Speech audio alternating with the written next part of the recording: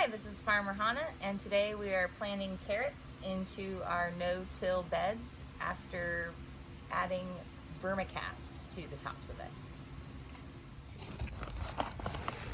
Vermicast is worm poop, pure and simple. It is immensely beneficial to the soil for adding organic matter to it, increasing its water retention, breaking up clay, and enhancing its fertility, just to name a few examples. We ordered a ton of Vermicast from Northcoast Horticulture Supply here in Humboldt County and have been applying it to our no-till beds. There's no need to disturb the soil by tilling it in. Just covering the top of the soil works great. In this bed, we've harvested carrots for our winter CSA.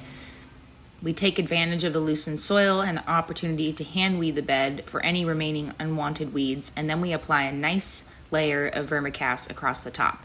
We then gently rake it in to prepare it for planting into again. Now I'm planting carrot seeds right into the Vermicast.